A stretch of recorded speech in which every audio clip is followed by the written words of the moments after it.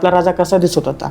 राजा उंचीने ठेंगणा, राजाचे डोळे पाणीदारांनी बोलकी, राजाचा रंग गोरा, राजा धाडी ठेवतो आणि राजाचा मुलगा हा 9 वर्षाचा आहे, तोही अतिशय गोरा. शिवाजी महाराजांना प्रत्यक्षात पाहिलं की सांगायची गरज लागत नव्हती हा कुठला तरी राजा असावा, हा कुठल्या तरी लोकांचा नेता असावा. तर शिलेदार ह्या शब्दाचा आपल्याला अर्थच माहिती नसतो. आपण पटकन उठतो की मी स्वराज्याचा शिलेदार, मी शिवाजी महाराजांचा शिलेदार. पण शिलेदाराचा असा अर्थ आहे, छत्रपती शिवाजी महाराज आग्र्याच्या दरबारामध्ये गेले, तो दरबार कसा असेल बरं? आता औरंगजेबाचा तर वाढदिवस होता, तर त्याला एक बड्डे गिफ्ट काहीतरी द्यावंच लागणार. त्यावेळेस महाराजांनी 1000 मोहरा, त्यानंतर 2000 रुपये आणि 5000 रुपये निसार म्हणजे धर्मोदयासाठी दिलेलं दान. खिल्लत म्हणजे फक्त एक ज्याचप्रमाणे हिंदू धर्मात आपण श्रीफळ आणि शाल देऊन एखाद्याचा सत्कार करतो, त्याचप्रमाणे एक शाल टाईप ती खिल्लत असती. म्हणजे आपण म्हणतो की आपले महाराज आत्ताच्या काळात जगप्रसिद्ध आहेत, तर नाही, महाराज 350 वर्षापूर्वी जगप्रसिद्ध झाले होते. म्हणजे एक इंटरनॅशनल राजा कसा असतो, 500 लोक महाराजांना बघण्यासाठी की कसा हा राजा.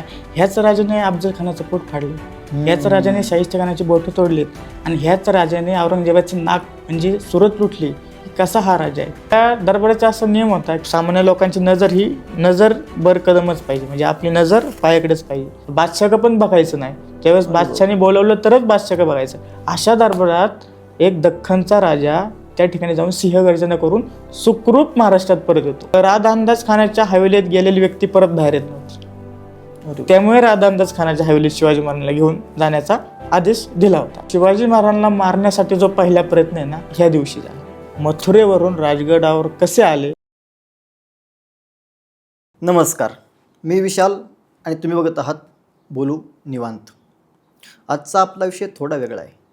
इतिहास म्हटलं की कसं अंगावरती शहारे आलेच पाहिजेत, आणि त्यातल्या त्यात छत्रपती शिवाजी महाराजांचा इतिहास म्हटल्यानंतर नक्कीच येतात. आज आपण असं एक प्रकरण बघणार आहोत इतिहास म्हणलं, ते प्रकरण म्हणजे अंगावरती शहारे आणणारं प्रकरण आहे. जर तिथं एक चूक झाली असती तर इतिहास काही आगळा वेगळा असता. आणि या विषयावरती चर्चा करण्यासाठी आपल्यासोबत आज आहेत इतिहासाचे अभ्यासक अथर्व गुजरदादा. सर्वप्रथम त्यांचं मी खूप खूप स्वागत करतो स्टुडिओमध्ये आमच्या. धन्यवाद. कसे आहात दादा तुम्ही? मस्त, निवांत. म्हणजे आज ह्या स्टुडिओमध्ये येऊन मला इतकं भारी वाटते की आज आपला विषय पण एक आगळा वेगळा आहे. तुम्ही मगाशी सांगितलं ज्याचप्रमाणे शिवाजी महाराज आग्रा येथे अडकले होते, एक जरी चूक झाली असते तर आज आपला महाराष्ट्राचा इतिहास वेगळा असतो. नक्कीच नक्कीच नक्कीच. ते तुम्ही आत्ता सगळं सविस्तर सांगितलं. पोरं सगळे मॉडर्न युगात जगत असताना आपण एक अभ्यासाकडे वळावं, आणि ते पण इतिहासाच्या, ही कल्पना कशी सुचली? म्हणजे हा प्रश्न तो खूप छान आहे. म्हणजे प्रत्येक व्यक्तीला पडत नाही खरं तर. तर ह्या क्षेत्र किंवा हा मार्ग निवडायचं कारण म्हणजे आपली आणि इतिहासाची भेट चौथी या वर्गात होती. बरोबर. त्यावेळेस आपल्याला इतिहास हा विषय होता आणि प्रामुख्याने तो 17व्या शतकावर होता, म्हणजे छत्रपती शिवाजी महाराजांना होता. हो हो. तर त्यावेळेस माझी आणि इतिहासाची ही लिखित स्वरूपात ओळख झाली. पण त्याच्या काही वर्ष मी ऐकू माहितीने इतिहास ऐकत होतो. म्हणजे ज्याचप्रमाणे आपलं गोष्टी ऐकायचं वय असतं, त्यावेळेस मी कासवाच्या ससाच्या गोष्टी ऐकल्या, पण त्याचप्रमाणे मला इतिहासाच्या गोष्टी पण त्यावेळेस मला सांगितल्या गेल्या. अच्छा. प्रामुख्याने म्हणजे माझे वडील, माझे चुलते, त्यावेळेस मला ह्या इतिहासाच्या गोष्टी, शिवाजी महाराजांनी अफजल खानाला कसा फाडला, त्याचप्रमाणे शिवाजी महाराजांनी शाहिस्ते खानाची बोटं तोडली, त्यानंतर आपण अजून पुढे गेलो तर आपल्याला आग्रा प्रकरण येतं, त्यानंतर शिवाजी महाराजांचा राज्याभिषेक. हा बेसिकली आपल्याला इथपर्यंत इतिहास माहितीच आहे. पण ह्याच्या पलीकडे महाराजांचं आयुष्य खूप मोठं आहे.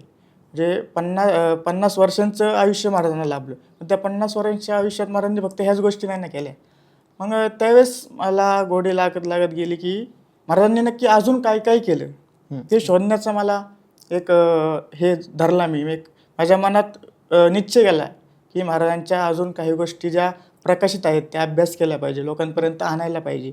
त्यानंतर मी करत एक कोरोनाच्या 2-3 वर्षानंतर म्हणजे 2022 नंतर मी एक माझं पेज चालू केलं इंस्टाग्रामवर, शिवशंभो 100 शोध इतिहासाचा, म्हणजे इतिहास अस्सल साधनांच्या वाटेवर. त्याच्या माध्यमातून मी ज्या काही प्रकाशित नोंदी असतील किंवा अपरिचित नोंदी महाराजांबद्दल असतील त्या मी लोकांसमोर आणायचा प्रयत्न केला. त्यानंतर हळूहळू मग मी एक 5-6 वर्ष या क्षेत्रात काम करतो आहे. त्यानंतर प्रामुख्याने माझं आग्रा ह्या प्रकरणावर चांगला अभ्यास आहे. म्हणजे 1926च्या काळामध्ये जदुनाथ सरकारांना एक डॉक्युमेंट घावला होता, म्हणजे 68 पत्रांचा तो डॉक्युमेंट आहे. त्यालाच आपण आज म्हणणार आहे राजस्थान रेकॉर्ड. म्हणजे आज त्या राजस्थान रेकॉर्डमधून आग्रा ह्या ठिकाणी काय प्रसंग घडला, शिवाजी महाराजांच्या आयुष्यात आग्रा या ठिकाणी कोणते प्रसंग घडले किंवा औरंगजेब आणि शिवाजी महाराजांच्यात काय प्रसंग घडले, ते आज आपण त्या डॉक्युमेंटमधून बोलणार आहे. अच्छा, म्हणजे राजस्थान रेकॉर्ड जे आपण म्हणतो त्यानुसार तुम्ही सांगणार आहेत आज काय बरोबर. घडले ते. बरोबर. ओके ओके चालेल. तर आता हे राजस्थानी रेकॉर्ड म्हणजे नक्की काय, हा प्रश्न आपल्याला सर्वांनाच पडतो. बरोबर. तर रामसिंग म्हणजे मिर्झा राजांचा मुलगा. मिर्झा राजांना 2 मुलं होते, एक रामसिंग आणि एक किरत सिंग. तर हा रामसिंग मिर्झा राजांचा मोठा मुलगा. हा रामसिंग आग्र्याला होता ज्यावेळेस मिर्झा राजे दख्खनेत आले. आपला जो ऐतिहासिक पुरंदरचा तह म्हणतो आपण, मिर्झा राजांच्या नेतृत्वाने पुरंदरचा तह मोगलांकडून झाला. तर त्यावेळेस किरत सिंग हा मिर्झा राजांकडे होता आणि रामसिंग हा दिल्लीला होता. तर महाराजांची सर्व जबाबदारी आग्र्यातील ही रामसिंगावर होती. तर त्या रामसिंगाचा एक कारकून होता, त्याचं नाव होतं परकलदास. आता हा परकलदास काय करायचा, दरबारात ज्या काही रोजच्या गोष्टी घडत होत्या, जे शिवाजी महाराज आज काय बोलले, औरंगजेब आज काय बोलला, तर त्या सर्व गोष्टी येऊन रामसिंग आपल्या कारकुनाला सांगायचं, म्हणजे परकलदासला. तर तो परकलदास त्या गोष्टी सर्व लिहून ठेवायचा आणि ते पत्र अंबरला पाठवायचं. म्हणजे जर पुढच्या काळात मिर्झा राजांना ह्या काही गोष्टी वाचायच्या असतील तर त्या ठिकाणी त्यांना वाचता यावं, त्या हेतूने ते पत्र सर्व अंबरला जायचे. Okay okay. आज ह्याला आपण राजस्थानी रेकॉर्ड म्हणू शकतो. खरं तर छत्रपती शिवाजी महाराज हा विषयच असा आहे की म्हणजे एका प्रकरणावरती अख्खं म्हणजे एक मूवीज निघू शकतो. बरोबर. आपला पॉडकास्ट त्यासमोर काहीच नाही. काहीच नाही. बरोबर. म्हणजे मी असं म्हणजे छत्रपती शिवाजी महाराज हा विषय एवढा वेगळा आहे ना की कितीही याच्यावरती अभ्यास केला तर मला वाटतं तो अपूर्णच आहे. अपूर्ण. बरोबर. तरी पण आपण जे तुम्ही सांगणार आहेत राजस्थानी रेकॉर्डनुसार त्यानुसार मला ऐकायला आवडेल आणि प्रेक्षकांनाही ऐकायला आवडेल की छत्रपती शिवाजी महाराज आग्र्याला का गेले, इथनं आपण सुरुवात करूयात. म्हणजे सभासद बकरीमध्ये महाराजांचे तोंडची वाक्य ही, औरंगजेबाचा मला भरोसा नाही आहे, तरी का मी भरोसा ठेवावा, तो माझा मित्र नाही आहे, तो माझा शत्रू आहे. 27 नातेवाईक त्याने मारले होते स्वतःचे. बरोबर. त्याच्यासमोर शिवाजी महाराज ते परकेच होते, ते पण शत्रू होते. तरी का मग मी आग्र्यावर जाऊ. तर ह्याच राजस्थानी रेकॉर्डमध्ये आणि एक इंशाई हप्ता अंजुमन असा एक संदर्भ आहे, त्याच्यात आपल्याला एक पत्र असं मिळतं मिर्झा राजांचं. तर महाराज आग्र्याला काय गेले, तर त्यावेळेस आपण कळतं की पुरंदरचा तह झाला होता, 23 किल्ले आपण मोगलांना दिले होते आणि शिवाजी महाराज हे मोगलांचे मनसबदार होते. तर शिवाजी महाराज आणि मोगल हे एकत्र येऊन विजापूरवर हल्ला करत होते. त्याच वेळेस शिवाजी महाराजांनी 16 जानेवारीला पन्हाळगडावर हल्ला केला. तर त्यावेळेस नेतोजी पालकर हे सेनापती होते. ते वेळेवर न आल्यामुळे शिवाजी महाराजांनी त्यांना जाब विचारला की समावेश कसा पावला नाही. तर हे ऐकून नेताजी पालकर आपले म्हणजे शिवाजी महाराजांची बाजू सोडून आदिलशहाला जाऊन मिळाले. तर हीच भीती मिर्झा राजांना वाटली की आज नेतोजी पालकर गेलेत, उद्धव छत्रपती शिवाजी महाराज जर आदिलशहाला जाऊन मिळाले तर मोगलांचं दख्खनेत राहणं किंवा मिर्झा राजांचं दख्खनेत राहणं हे अवघड होतं. मग मिर्झा राजांना असा विचार आला की आपण ह्या राजकारणापासून शिवाजी महाराजांना लांबच ठेवू. आता लांब कुठं ठेवायचं, तर आग्र्याला पाठवू. आणि दुसरं असं कारण की जो काही शिवाजी महाराजांना 9 लाख होणांचा प्रदेश देण्यात येणार होता हे राज्य सांभाळण्यासाठी, तर ते मिर्झा राजांच्या हातात नव्हतं. ते घेण्यासाठी दिल्लीला जावं म्हणजे आग्र्याला जावं लागत. तर त्यामुळे महाराज आग्र्याला गेले. म्हणजे ह्याच्यातून जर त्या 9 लाख होणांमधून परत जर आपलं स्वराज्य निर्माण करण्यासाठी काही उपयोग आला तर ह्याचा विचार करून महाराज आग्र्याला गेले. जो आग्र्याचा प्रवास होता महाराजांचा तो कसा होता नक्की. आता प्रवासाबद्दल तरी आपल्या जे डॉक्युमेंट आहे, ओरिजिनल डॉक्युमेंट, त्याला आपण ऐतिहासिक संदर्भ असं म्हणतो. तर त्याच्यात प्रवासाबद्दल फारसं काही नाही आहे. पण तारिके दिल खुशा हा एक ग्रंथ आहे, भीमसिंग सक्सेना त्यांनी तो हा ग्रंथ लिहिला आहे. हा मुघलांच्याकडे कामाला होता. मग त्याचा एक छंद होता की त्याला जो काही घडेल ते लिहून ठेवायला आवडत होतं. तर त्याने औरंगाबादचा एक प्रसंग लिहून ठेवलेला, म्हणजे आजचं आपलं छत्रपती संभाजीनगर. तर ज्यावेळेस महाराज औरंगाबादला गेले, म्हणजे महाराज राजगडावरून निघाले, त्यावेळेस आपली राजधानी राजगड होती, रायगड नव्हती. त्यानंतर राजगड, पुणे, रांजणगाव आणि औरंगाबादला महाराज पोचले. तर त्या ठिकाणी ज्यावेळेस महाराज पोचले तर महाराजांना 500 लोक बघायला आली. म्हणजे आपण म्हणतो की आपले महाराज आत्ताच्या काळात जगप्रसिद्ध आहेत, तर नाही, महाराज 350 वर्षापूर्वी जगप्रसिद्ध झाले होते. म्हणजे एक इंटरनॅशनल राजा कसा असतो ते बघण्यासाठी तिथं 500 लोक महाराजांना बघण्यासाठी की कसा हा राजा, ह्याच राजाने अफजल खानाचं पोट फाडले, ह्याच राजाने शाहिस्ते खानाची बोटं तोडलीत आणि ह्याच राजाने औरंगजेबाचं नाक म्हणजे सुरत लुटली, की कसा हा राजा आहे. त्यामुळे महाराजांना बघण्यासाठी 500 लोक आली. तर तो जो औरंगाबाद होता तर त्या एरियाचा एक सुभेदार होता, त्याचं नाव होतं सबशिकन खान. तर हा अतिशय उर्मट सबशिकन होता की त्याला वाटलं की आता महाराज हारलेत, महाराजांनी 23 किल्ले मुघलांना दिलेत, महाराजांना फक्त 12 किल्ले राहिलेत, हा फक्त एक मुघलांचा मनसबदार आहे, ह्याच्या पलीकडं ह्याची ओळख काहीच नाही. मग त्याला वाटलं की शिवाजी महाराज आता आलेत. तर त्याने त्याच्या पुतण्याला शिवाजी महाराजांकडे पाठवलं की जा की तू सांग की सबशिकन खान साहेब दिवाण एक खासमध्ये शिवाजी महाराजांची वाट पाहतात. तर शिवाजी महाराजांनी त्याला एक उत्तर दिलं की कोण सबशिकन खान. म्हणजे आपण म्हणतो की माणसाच्या जीवनात जो काय खालचा प्रसंग येतो तो महाराजांच्या आयुष्यात चालला आहे. महाराज म्हणले कोण सबशिकन खान, तो कुठल्या पोस्टवर इथे काम करतो आणि तुम्हाला भेटायला का आला नाही, असं म्हणून महाराज मिर्झा राजाच्या हवेलीकडे निघून गेले. अच्छा. तर त्याच्यानंतर ही बातमी सबशिकन खानाला कळाली आणि मग सबशिकन खान जागेवर आला. सबशिकन खान त्याच्या छावणीतून उठून महाराजांना भेटायला. तर ह्याच तारीख दिल खुशामध्ये ह्याच अजून एक असाच एक छान प्रसंग लिहिलेला आहे. आपण ऐतिहासिक मूवी बघतो, मालिका बघतो, त्या मालिकेत जो आपला छावणी असते म्हणजे जो महाल असतो त्याच्या एंट्रन्सपासून सिंहासनापर्यंत एक गालीचा हातरलेला असतो. तर तो गालीच्या ज्या ठिकाणी संपतो ना त्या ठिकाणी महाराज भेटायला गेले, म्हणजे त्या एंट्रन्सपर्यंत पण महाराज सबशिकन खानाला भेटायला गेले नाही. अच्छा. त्यानंतर सबशिकन आला, मग त्यांच्यात जे काही चर्चा, म्हणजे इतिहासाला ह्या प्रत्येक गोष्टी माहिती नसतात, म्हणजे त्यांच्या अंतर्गत काय चर्चा झाल्या आपल्याला माहिती नाही. त्यानंतर चर्चा झाली, मग सबशिकन खानाने शिवाजी महाराजांना आमंत्रण दिले की तुम्ही उद्या मला येऊन भेटा. त्यानंतर शिवाजी महाराज सबशिकन खानाला जाऊन भेटले. त्यांच्यात काय पान इडे त्यावेळेस काय परंपरा असून त्यांच्यात ती झाली. त्याच्यानंतर अजून एक प्रसंग असा आहे की त्यावेळेस औरंगजेबाचं पत्र महाराजांना आलं. त्या पत्रात असं लिहिलं होतं की तुम्ही लवकरात लवकर आग्र्याला या, आपलं काय जे ठरलंय किंवा आपल्यात जे काय बोलणं होईल ते झाल्यानंतर तुम्हाला लवकरात लवकर सोडवण्यात येईल. म्हणजे राहून राहून माझ्या मनात असा एक प्रश्न येतो की आज आपण ह्याचे 23 किल्ले घेतलेत, अजून त्याला आग्र्यात बोलवून ह्याचे जे उरलेले किल्ले ते पण घेऊ, असा एक औरंगजेबाचा हेतू असावा. म्हणजे असावा म्हणतोय मी, ह्याला काही ऐतिहासिक पुरावा नाही आहे, बरोबर, पण एक असावा. 5 एप्रिलला हे पत्र आलं होतं. त्यानंतर महाराज नरोवर करत करत आग्र्याला पोचले. महाराज ज्यावेळेस आग्र्याला पोचले त्यावेळेस होती 11 मे तारीख.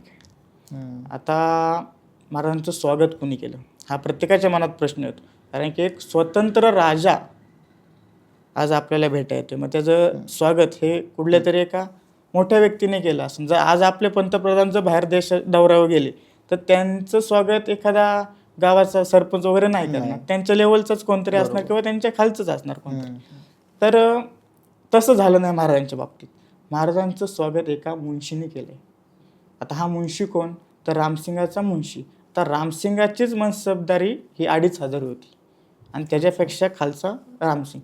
म्हणजे रामसिंग जरी आला असता ना महाराजांच्या भेटीला तरी महाराजांचा मान काय वधारला नसता, कारण की रामसिंग हा फक्त 2500 मनसबदार होता. तर महाराजांचं स्वागत गिरीधरलाल मुंशीने केले. त्यावेळेस शिवाजी महाराज त्यांना रोख 200 रुपये दिले होते त्यावेळेस. अच्छा. त्यानंतर त्यांना एक स्वरूपा दिला आणि महाराजांची राहायची सोय ही एका धर्मशाळेत केली होती. त्या धर्मशाळेचं नाव होतं मुलुकचंद सराई. एक स्वतंत्र राजा आपल्या ठिकाणी येतोय, आज आपण त्यांना आमंत्रण केलं आणि आपण त्यांची राहायची सोय एका धर्मशाळेत करतोय. म्हणजे औरंगजेब किंवा मुघलशाही ही वेडी नव्हती, पण त्यांनी जाणून बुजून हे सर्व केलं होतं. अच्छा. म्हणजे दरबारात घडला तो प्रसंग तिथनं समजा महाराजांना कमी लेखलेला आहे नाही, त्याच्या अगोदर पण कमी लेखण्याचा प्रयत्न केला. ज्यावेळेस महाराज राजगडावरून उतरलेत ना तेव्हापासून त्यांचा अपमान करायचा ह्याने त्यांचा हेतू होता. प्रत्येक ठिकाणी महाराजांचा अपमान करायचा औरंगजेबाचा हेतू होता. पहिला आपण औरंगाबादला झाला, बरोबर, त्यानंतर हा अपमान ज्यावेळेस महाराज आग्र्यात आले, त्यानंतर असे पुढे खूप अपमान, पण महाराजांना खूप काही मोठं अचीव करायचं होतं. तेव्हा महाराज छोट्या छोट्या अपमानांना भेट नव्हती. छत्रपती शिवाजी महाराज आग्र्याच्या दरबारामध्ये गेले, तो दरबार कसा असेल बरं? म्हणजे आता बऱ्याच ठिकाणी त्याचा उल्लेख आलेला आहे इतिहासामध्ये की तिथं कुठले सैनिक कुठं उभे राहायचे, कुठले सरदार कुठं उभे राहायचे, बरोबर.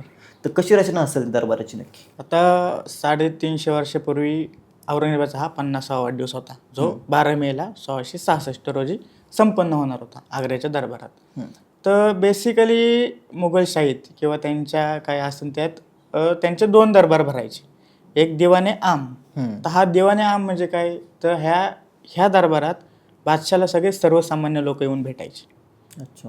आणि दुसरा होता म्हणजे तो म्हणजे दिवाने खास म्हणजे घुसलखाना. म्हणजे आता घुसलखान्याचं जर आपण आत्ता ट्रान्सलेशन करायचं बघितलं ना, तर संडास किंवा बाथरूम हा त्याचा अर्थ येतो, मिनिंग गुगल ट्रान्सलेशन करायचं. घुसलखान्यात आहे ना मोठे मोठे लोक औरंगजेबाला येऊन भेटायचे. म्हणजे त्या ठिकाणी कुठला सैनिक येऊन भेटत नव्हता. औरंगजेबाच्या लेवलचा किंवा त्याच्या एक खालच्या लेवलचेच एक प्रमुख पाहुणे जे मोठ्या पदावर मोगलशाहीत काम करतात ते येऊन त्या ठिकाणी भेटायचे. तर 12 मेला महाराज आग्र्यात पोचले. तर ह्याच्या आधीचा एक प्रसंग माझा सांगायचा राहिला होता की महाराज कसे गेले होते, महाराजांसोबत कोण कोण होतं, महाराजांचा लवाजमा कसा होता. तर त्याचं परकलदासाने एक छानसं वर्णन आपल्याला करून ठेवलेलं आहे, ते आज आपल्याला वाचायला मिळतं. तर महाराज आग्र्यात गेले. महाराजांसोबत 250चं घोडदळ होतं, 100 जणांचं पायदळ होतं. घोडदळात 2 प्रकार असतात, एक बारगीर आणि एक. तर महाराजांक 100 आणि 150 बारगीर होते. तर शिलेदार ह्या शब्दाचा आपल्याला अर्थच माहिती नसतो. आपण पटकन उठतो की मी स्वराज्याचा शिलेदार, मी शिवाजी महाराजांचा शिलेदार. पण शिलेदाराचा असा अर्थ आहे की शिलेदाराला हा स्वतःचा घोडा असतो, म्हणजे त्याला सरकारातून घोडा दिलेला जात नसतो. अच्छा. तो स्वतः वैयक्तिक मालकीचा घोडा असतो. आणि जो बारगीर असतो त्याला सरकारातून घोडा पुरवलेला असतो, त्याचं नाव बारगीर. बारगीर. आणि ज्याच्याकडे वैयक्तिक म्हणजे स्वतःचा घोडा आहे त्याचं नाव शिलेदार. तर 250चं घोडदळ होतं आणि 100 जणांचं पायदळ होतं. महाराजांच्या लवाजमाच्या पुढे एक हत्ती चालतो, त्याच्यावर एक ढाल आहे.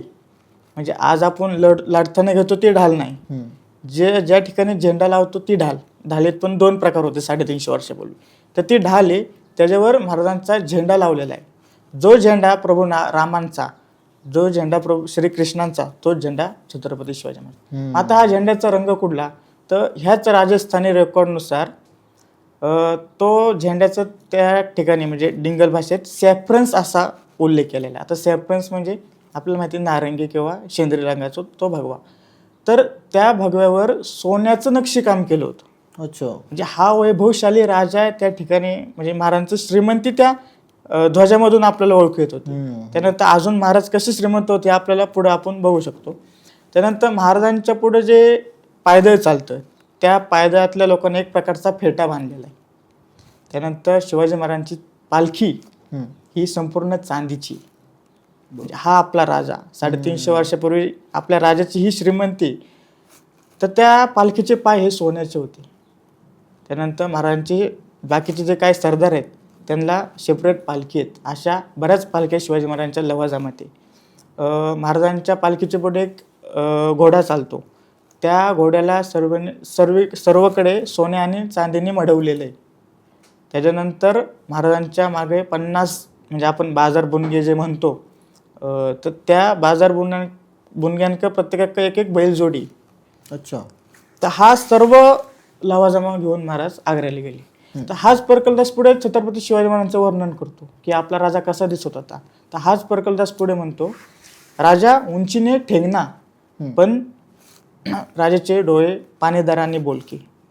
राजाचा रंग गोरा, राजा धाडी ठेवतो. आणि राजाचा मुलगा हा 9 वर्षाचा आहे, तोही अतिशय गोरा, म्हणजे छत्रपती संभाजी महाराज. त्याचप्रमाणे एक राजपूत माणसाने वर्णन केले, त्यामुळे आपण त्या गोष्टीवर नक्कीच विश्वास ठेवतो की हाच परकलदास म्हणतो की शिवाजी महाराजांना प्रत्यक्षात पाहिलं की सांगायची गरज लागत नव्हती हा कुठला तरी राजा असावा, हा कुठल्या तरी लोकांचा नेता असावा. महाराजांच्या चेहऱ्यावरचं जे तेज आहे त्या तेज किंवा महाराजांची जी शरीरवृष्टी आहे त्या वृष्टीवरूनच महाराज एक राजे आहेत, एक स्वतंत्र राज्याचे एक राज्यकर्ते हे ओळखून येत होतं. म्हणजे राजा तुम्ही आम्ही राजा म्हणून चालत नाही. राजाच्या सर्व रोजच्या म्हणजे राजाचं चालणं, राजाचं बोलणं, त्याच्यातून राजा कसा आहे आपल्याला ते कळतं. तेच परकलदासाने प्रत्यक्ष महाराजांकडे पाहून बघितलं आणि तेच लिहून ठेवलं. म्हणजे आज तुम्हाला आम्हाला विचारलं की आपल्याला अभिमान वाटतो की आमचा राजा असा होता, आमचा राजा तसा होता, पण एक राजपुताने हे लिहून ठेवले, त्यामुळे आपण याच्यावर विश्वास ठेवू शकतो. बरोबर. त्याच्यानंतर 12 मेला औरंगजेबाचा वाढदिवस 50वा. महाराज दरबाराकडे जाण्यासाठी निघाले. महाराजांची राहायची सोय ही मुलुकचंद सराईत केली होती. त्यानंतर आपल्याला आता असा एक प्रश्न पडतो की रामसिंग कुठे होता. रामसिंगावर तर जबाबदारी होती शिवाजी महाराजांची आग्र्यातली. तर रामसिंग 12 मेला औरंगजेबाच्या वाड्याभोवती त्याची गस्त होती. आता कोण का जाणे ना की मुद्दाम लावली असेल. आपण बघितलं की महाराजांचा मुद्दाम अपमान करायचा प्रयत्न औरंगजेबाचा चालू होता, वारंवार तो करत होता. जर आपण रामसिंगाला जर शिवाजी महाराजांच्या स्वागताला पाठवलं नाही तर शिवाजी महाराजांना कुठेतरी वाईट वाटेल की आज माझं स्वागत हे अशा पद्धतीने इथं झाले. पण महाराजांना मोठा आशीव करायचा होता, त्यामुळे महाराजांना काहीच फरक पडत नव्हता. पुन्हा गिरीधरलाल महाराजांना नेण्यासाठी आला. तर 2 वाटा होत्या त्या आग्रा किल्ल्याला जाऊन मिळत होत्या. एक वाट म्हणजे खोजा फिरोजशाह बागेच्या बाजूने आणि दुसरी बाग म्हणजे दहरारा बाग. तर अशा 2 वाटा होत्या त्या आग्र्याच्या किल्ल्याला जाऊन मिळत होत्या. तर महाराज दहरार ह्या बागेच्या वाटेने आग्रा किल्ल्याकडे जाण्यासाठी निघाले आणि रामसिंग त्याची ड्युटी संपून महाराजांना घेण्यासाठी आला होता. पण रामसिंग खोजा फिरोजशाहच्या बागेने आला आणि शिवाजी महाराज दहरार ह्या बागेच्या ठिकाणी जाण्यासाठी निघाले. तर ही गोष्ट रामसिंगाला कळाली. तर रामसिंगाने काय केलं, त्याचे 2 सेवक, एक डोंगरमार चौधरी आणि रामदास राजपूत, म्हणजे एवढे डिटेल्स त्याच्यात ते म्हणजे कोण होतं त्याची पण नाव आपल्याला तिथं दिलेली. तर हे 2 रामसिंगाने सांगितले की जा आणि शिवाजी महाराजांना ह्या बाजूने घेऊन ये. त्याच वाटेत रामसिंगाची घर होतं, म्हणजे रामसिंगाचा तंबू होता. तर त्यांनी सांगितलं की शिवाजी महाराजांना घेऊन ये आणि पुढे नूरगंज ह्या बागेच्या ठिकाणी शिवाजी महाराज आणि रामसिंगाची पहिली भेट झाली. आता ह्या भेटीबद्दल पण परकलदासाने लिहून ठेवलेली की कशी भेट झाली. तर तेजसिंग, कान्हाजीचा पुत्र तेजसिंग हा मिर्झा राजाने शिवाजी महाराजांबरोबर पाठवलेला असतो की आग्र्यापर्यंतच्या प्रवासापर्यंत हा तेजसिंग तुमच्यासोबत असेल. तर शिवाजी महाराज आणि रामसिंग हे एकमेकांच्या समोर आले. रामसिंगासोबत मुखलिस खान एक नावाचा सरदार होता. महाराज घोड्यावर होते, रामसिंग आणि मुखलिस खान घोड्यावर होते. तर रामसिंगाच्या मनात असा प्रश्न आला की पहिलं कोण भेटणार. शिवाजी महाराजांना असं वाटत होतं की मी पाहुणा आहे, तुम्ही माझं स्वागत करायला पाहिजे, तुम्ही माझ्या पुढे 2 पावलं चालत आला तर मी तुमच्या पुढे येऊ शकतो. पण असं झालंच नाही. त्यांनी घोड्यावरून एकमेकांना आलिंगन दिलं, म्हणजे खाली सुद्धा उतरलं नाही. त्यानंतर महाराज मुखलिस खानला जाऊन भेटले. पण आता असं झालं होतं की जो दिवाने खास होता, दिवाने आम, तो दरबार संपला होता. आता औरंगजेब दिवाने खास मधून उठून दिवाने आम मधून उठून दिवाने खास मध्ये मार्गस्थ झाला होता. म्हणजे शिवाजी महाराजांना ह्या गोष्टीबद्दल काय वाटलं असेल. जर एक नेतोजी पालकर वेळेवर येत नसल्यामुळे शिवाजी महाराज त्याला पदावरून काढून टाकतात. नेतोजी पालकर हा सर्वसामान्य सरदार नव्हता, स्वराज्याचा सरसेनापती होता. तो वेळेवर आल्यामुळे शिवाजी महाराज त्याला जाब करतात की समयावर केसा पावला नाही. हा मुघलांचा गलथान कारभार बघून शिवाजी महाराजांना काय वाटलं असेल, अरे मी सरसेनापती पदावरच्या माणसांना हटवतोय आणि तुम्हाला वेळेची किंमत नाहीये. माणसाच्या आयुष्यात कुठल्या गोष्टीला किंमत नसली तरी वेळेला किंमत पाहिजे. तीच महाराजांच्या आयुष्यात वेळेला किंमत होती. त्यानंतर महाराज दरबारात आली. जो आपण प्रत्येक पुस्तकात, प्रत्येक मूवीत किंवा प्रत्येक चित्रपटात जो प्रसंग बघतो त्या प्रसंगाला आता महाराज तोंड देणार होते.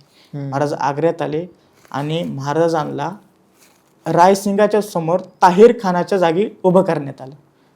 ताहिर खान कोण, त्याला 1-2 दिवसापूर्वीच एक 50,000 मनसबदारी औरंगजेबाकडून दिली होती.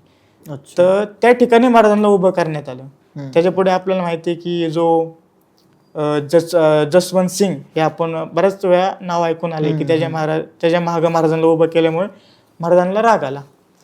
तर महाराज ताहिर खानाच्या जागी उभे राहिले. त्यानंतर दरबारातल्या ज्या काही पद्धती असतात पानविडे देण्याच्या, त्या पद्धती झाल्या. त्याचप्रमाणे शिवाजी महाराजांना देखील पानविडा आला. त्याच्यानंतर खिल्लत वाटण्यात आली. म्हणजे औरंगजेबाचा बड्डे होता त्यामुळं खिल्लत वाटली. त्यावेळेस ती खिल्लत शिवाजी महाराजांना देण्यात आली नाही. महाराजांच्या समोर जो राजा जसवंत सिंग उभा होता त्याला ती खिल्लत देण्यात आली. त्यांचा वजीर म्हणजे जाफर खान त्याला ती खिल्लत देण्यात आली, पण ती खिल्लत महाराजांना नाही दिली. ह्याच्या आधी एक प्रसंग असा झाला की आता औरंगजेबाचा तर वाढदिवस होता, त्याला एक बड्डे गिफ्ट काहीतरी द्यावंच लागणार. त्यावेळेस महाराजांनी 1,000 मोहरा, त्यानंतर 2,000 रुपये आणि 5,000 रुपये निसार. निसार म्हणजे धर्मोदयासाठी दिलेलं दान, म्हणजे त्यांच्या धर्मासाठी दिलेलं एक महाराजांकडून दान होतं. त्याचप्रमाणे युवराज संभाजीराजे, स्वराज्याचे युवराज, त्याचप्रमाणे त्यांनी 1,000 मोहरा शिवाजी महाराज दिल्या. तर त्यांची एक हाफ अमाऊंट म्हणजे 500 मोहरा संभाजी महाराज दिल्या. त्यानंतर 1,000 रुपये संभाजी महाराज दिले आणि 2,000 रुपये निसार हे देखील संभाजी महाराज दिले. त्यानंतर ते सर्व रायनेत उभे राहिले, आपण ऐकलं. त्यानंतर आता महाराजांचा राग हळूहळू वाढत चालला, की आतापर्यंत तुम्ही माझा अपमान केला ठीक आहे, पण आता मी सहन नाही करणार. म्हणजे माणसाचे एक लेवलपर्यंत माणूस सहन करू शकतो, पण एक लिमिट क्रॉस केले तर माणूस सहन करू शकत नाही. आणि तेच महाराजांच्या आयुष्यात झालं, की महाराजांची लिमिट क्रॉस झाली. महाराजांना राग आला. आणि आत्ता जे काही मी तुम्हाला वाक्य सांगणार आहेत ना, हे खुद्द छत्रपती शिवाजी महाराजांच्या तोंडातली आहेत. म्हणजे महाराज काय बोलले तर महाराज बोलले, तुम देखे, म्हणजे हे रामसिंगाला बोलले की तुम देखे, तुम्हारा बाप देखे, तुम्हारा पातशाह देखा, मैं कैसा आदमी हो तुम गौर करो, जो तुम मुझे इधर खडा किया आहे. हे महाराजांचे शब्द आहेत. त्यानंतर महाराज म्हणले, तुम्हाला मला उभंच करायचं होतं तर माझ्या इज्जतीप्रमाणे, माझ्या मानाप्रमाणे उभं करायचं होतं. आज माझी ती जागा नाहीये, तुम्ही मला त्या ठिकाणी उभं केले.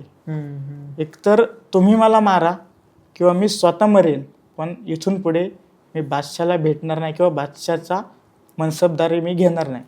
मी मनसबदारी छोडतो. माझं शिर कापा आणि तुम्हाला जिथं नेऊन टाकायचे टाका. हा एक मराठी माणसाचा स्वाभिमान आहे. म्हणजे मराठी माणूस वेळेला काय करू शकतो, वेळेला आपला जीव पण देऊ शकतो. ज्यावेळेस त्याचं स्वाभिमान दुखवतो ना, त्यावेळेस मराठी माणूस हा जीव पण देऊ शकतो. तेच महाराजांनी केलं. त्याच्यानंतर महाराज त्या दरबारातून निघाले, म्हणजे बाहेर पडली.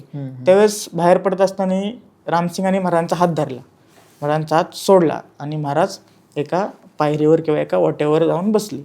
तर ह्याच्या आधी एक असा प्रसंग घडला की प्रत्येक वेळेस माणसाला दुःख होतं त्यावेळेस माणसाच्या डोळ्यातून पाणी येत नाही. ज्यावेळेस माणसाला प्रचंड काय म्हणतो आपण त्रास किंवा प्रचंड प्रमाणात आपल्या मेंदूला ताण वगैरे आला तरी माणसाला त्रास होतो. त्याचप्रमाणे महाराजांच्या डोळ्यातून त्यावेळेस पाणी आलं की प्रचंड त्रास महाराजांना झाला होता, सहन होत नव्हतं. तर काही चुकीच्या इतिहासकारांनी हीच गोष्ट चुकीची लिहून ठेवली. 2017 पर्यंत आग्र्याच्या किल्ल्यात असा शिलालेख होता की आग्र्याचा उन्हाळा सहन न झाल्यामुळे शिवाजींनी ह्याच खांबाचा आधार घेतला. हे अतिशय चुकीचं विधान आहे. राजस्थानी रेकॉर्डमध्ये आपल्याला ते विधान आपण ऐकलं. तर ब्रिजेश मोगरे म्हणून एक इतिहास अभ्यासक आहे, त्यांनी राम नाईकांकडून हा शिलालेख काढून त्या ठिकाणी दुसरा शिलालेख लावले. आज त्या आग्र्याच्या दरबारात आपल्याला खरा शिलालेख पाहायला मिळतो. अच्छा. त्याच्यानंतर महाराज त्या ठिकाणी येऊन बसले. त्यावेळेस औरंगजेबाने रामसिंगाला पाठवले की जाऊन बघा शिवाजी महाराजांना कसला त्रास होते. त्यावेळेस रामसिंग महाराजांकडे आले आणि बोलले की राजाजी चला तुम्ही त्या ठिकाणी, म्हणजे तिथे येऊन उभे राहा. तर शिवाजी महाराज नाही म्हणले, मला तुम्हाला मारायचं असेल तर मारा, पण मी परत त्या दरबारात येणार नाही. त्यानंतर रामसिंग औरंगजेबाकडे गेला आणि म्हणाला की शिवाजी महाराज येत नाही. औरंगजेब म्हणलं बरं ठीक आहे. अकील खान आणि मुखलिस खान आणि मुल्तफित खान ह्या 3 सरदारांना खिल्लत घेऊन शिवाजी महाराजांकडे पाठवलं. आता खिल्लत म्हणजे काय, आता तुम्हाला प्रश्न पडला असेल की एक बऱ्याच वेळा मी खिल्लत हे नाव आत्ता घेतलं. तर खिल्लत म्हणजे फक्त एक ज्याचप्रमाणे हिंदू धर्मात आपण श्रीफळ आणि शाल देऊन एखाद्याचा सत्कार करतो, त्याचप्रमाणे एक शाल टाईप ती खिल्लत असती. म्हणजे बऱ्याच जणांना असं वाटतं की शिवाजी महाराज खिल्लत दिली नाही त्यामुळे नाराज झाले, पण नाहीये. महाराजांचा जो अपमान त्या पासून जो काही मागे झाला होता त्याचा बदला महाराजांनी घेतला. खिल्लत दिली म्हणून त्याचा बदला नाही घेतला महाराजांनी. त्यावेळेस ती खिल्लत महाराजांनी नाकारली. परत ते तिघं आले की त्यांनी सांगितलं की शिवाजी महाराज काय यायला तयार नाही. बरं ठीक आहे. औरंगजेब बादशाह म्हणजे रामसिंगाला म्हणाले की तुम्ही शिवाजी महाराजांना घेऊन तुमच्या घरी जावा आणि तुम्ही अंतर्गत बोला आणि हा काय वाद आहे तो मिटवा. मग रामसिंग आणि शिवाजी महाराज रामसिंगाच्या घरी आले. जवळपास अर्धा तास त्यांचं बोलणं झालं की राजाजी तुम्ही जे काय दरबारात केलं ते चुकीचं झालं. शिवाजी महाराजांनी काय ऐकलं नाही. त्यानंतर एक गोपीराम म्हणून एक सेवक आपण म्हणू शकतो, तर त्या सेवकाला सुक्का मेवा घेऊन रामसिंगांनी शिवाजी महाराजांकडे पाठवलं. त्यावेळेस शिवाजी महाराज त्यांना 9 रुपये रोख दिले होते, 9 मोहरा गोपीरामला दिली होती. त्याच्यानंतर 12 मे संध्याकाळच्या वेळेस एक म्हणजे सगळे एका दिवसामध्ये घडलेलं एका दिवसामध्ये हा 12 मेचा प्रसंग आहे हा. तर त्यावेळेस आपण रामसिंगाचा मुन्शी गिरीधरलाल तो महाराजांकडे गेला आणि महाराजांना समेट करण्याचा प्रयत्न केला. महाराजांना त्यांनी समजून सांगायचा प्रयत्न केला. त्यानंतर महाराज म्हणले ठीक आहे, माझ्या मुलाला मी माझ्या भावारूपी रामसिंगाबरोबर पाठवतो. म्हणजे ह्या वेळेस रामसिंगाला महाराजांनी भावाची उपमा दिली की माझ्या भावाला माझ्या मुलाला भावासोबत पाठवतो. त्यावेळेस महाराज म्हणले की 1-2-3 दिवसांनी मी येतो, पण आज माझ्या मुलाला घेऊन जावा. तर आता संभाजी महाराजांच्या बद्दल आपल्याला एक आग्र्यातला प्रसंग सांगितला जातो की ज्यावेळेस संभाजी महाराज औरंगजेबासमोर उभे राहिले त्यावेळेस औरंगजेबाने प्रश्न केला की कुस्ती खेळता का तुम्ही. तर त्यावेळेस संभाजी महाराज म्हणले की मी खेळतो, पण तुमच्या दरबारात असा एकही मल्ल नाहीये तो माझ्याबरोबर कुस्ती खेळू शकतो. पण ह्या गोष्टीला कुठेच पुरावा नाहीये. म्हणजे आपल्या समकालीन इतिहास जो आपण दस्तऐवज म्हणतो, ह्या दस्तऐवज मध्ये हा उल्लेख कुठंच लिहिला नाही. हा पुढच्या काळात काल्पनिक किंवा कादंबरीकारांनी रंगवलेला हा प्रसंग आहे. मग खरा प्रसंग काय घडला तर ज्यावेळेस औरंगजेबाच्या समोर संभाजीराजे गेले, 9 वर्षाचे संभाजीराजे, त्यावेळेस औरंगजेबाने रत्नजडित खंजीर, काट्यार आपण त्याला म्हणू शकतो, ते संभाजी महाराजांना दिलं आणि त्याचबरोबर एक मोत्याची माळ दिली. तर त्यावेळेस औरंगजेब म्हणाला की शिवाजीराजे नाही आले. त्यावेळेस मिर्झाराजे आपला रामसिंग म्हणाला की त्यांना ताप आलाय, त्यामुळे ते 2 दिवसांनी दरबारात येतील. मग त्यानंतर हा प्रसंग सर्व झाला. 13 मे दिवस उजाडला. आता हा दिवस का महत्वाचा आहे तर शिवाजी महाराजांना मारण्यासाठी जो पहिला प्रयत्न आहे ना तो ह्या दिवशी झाला. तर एक गुप्त बैठक राबवण्यात आली. आता ह्या गुप्त बैठकीत कोण कोण उपस्थित होतं. पहिलं म्हणजे औरंगजेब स्वतः होता, त्यानंतर त्याचा वजीर जाफर खान, त्याच्यानंतर जो आपल्याला माहिती आहे की राजा जसवंत सिंग हा उभा होता. राजा जसवंत सिंगाचं महाराजांना का राग आला तर ज्यावेळेस शाहिस्ते खान आला होता ना त्यावेळेस तो राजा जसवंत सिंग सिंहगडाचा वेढा उठून आपल्या मावळ्याला पाठ देऊन पळून आला होता, त्यामुळे महाराजांना राग आला. हा एक जसवंत सिंग त्या बैठकीत होता. त्यानंतर अजून एक खास व्यक्ती होती ती म्हणजे बादशाची बहीण जहाआरा बेगम. आता ही माणसंच का उपस्थितीत जाफर खानाची बायको शाहिस्ते खानाची बहीण. अच्छा. की तुम्ही जावा, आज शिवाजी इथं आलाय, ह्याच शिवाजीने माझ्या भावाची बोटं कापली, तुम्ही वजीर ह्या राज्याचे, तुम्ही काहीतरी बोला, काहीतरी करा. त्यानंतर आता आपल्याला जसवंत सिंगाबद्दल तर माहितीच आहे. पब्लिकली महाराज डायरेक्ट बोलले की हा माझ्या मावळ्यांना पाठ दाखवून आला. म्हणजे आलं जरी असलं तरी त्याचा इगो दुखावला गेला. त्यानंतर आता जहाआरा बेगम का तर 2च वर्षापूर्वी शिवाजी महाराजांनी सुरत लुटली होती आणि ह्या सुरतेचं उत्पन्न वार्षिक ह्या जहाआरा बेगमला मिळत होतं. ह्याने माझी सुरत लुटली, मला त्या वर्षाचं उत्पन्न मिळालं नाही, हा तिच्या मनात राग, त्यामुळे ती उपस्थित आली. तर आता हे सर्व काय बोलले ते पण राजस्थानी रेकॉर्डमध्ये लिहिलेले. तर हीच बादशाची बहीण म्हणते की हाच तो शिवाजी ज्याने अफजल खान फाडला, ह्याच शिवाजीने शाहिस्ते खानाची बोटं तोडली, ह्याच शिवाजीने माझी सुरत लुटली आणि आज तो आपल्या पुढे उभा राहिलाय. आज त्यांनी जे काय वक्तव्य केलंय दरबारात, ते वक्तव्य जर जगात पसरलं तर आपल्या राज्याची किंमत काय होईल. उद्या कोणी येईन आणि असं बोललं. त्यामुळं त्यांनी हा असा एक सांगायचा प्रयत्न केला. त्याच्यानंतर राजा जसवंत सिंग त्याचप्रमाणे त्यांनी चाड्या लावल्या. म्हणजे तो म्हणला शिवाय एक साधा भूमी आहे. आता भूमी म्हणजे एक जमीनदार. अच्छा. औरंगजेब आदिलशाही आणि आपलं जे औरंगाबादची जी निजामशाही ना तिला भूमिया म्हणत होता, तर त्यांच्यापेक्षा अपराज्याचं छोटंच होतं. त्यामुळं तो औरंगजेब पुढच्या व्यक्तीला आहे ना, मग ती व्यक्ती कुठली असू तिला भूमियाच म्हणायचं. अच्छा. हा, मग तो जसवंत सिंग म्हणाला शिवाय एक साधा भूमी आहे आणि त्याने हे दरबारात जे काही केलंय ते अतिशय चुकीचं आहे. म्हणजे बघा तुम्हाला कसं वाटतं ह्या प्रसंगावर आणि तुम्ही ठरवा, मग तुम्हाला काय करायचंय ते करा. ज्या दरबारात एखाद्याची मान वर करून बोलायची हिंमतच होत नव्हती, तिथं हा राजाने दरबार सोडलाय म्हणजे मोठीच गोष्ट होती नाही. आणि मयूर सिंहासनावर पाठ दाखवून महाराज त्या ठिकाणी त्या दरबाराचा असा नियम होता की सामान्य लोकांनी आहे ना बादशाह सोडून सामान्य लोकांची नजर बर कदमच पाहिजे, म्हणजे आपली नजर पायाकडेच पाहिजे. म्हणजे बादशाह पण बघायचं नाही, ज्यावेळेस बादशाहने बोलवलं तरच बादशाह बघायचं. अशा दरबारात एक दख्खनचा राजा त्या ठिकाणी जाऊन सिंहगर्जना करून सुखरूप महाराष्ट्रात परत येतो.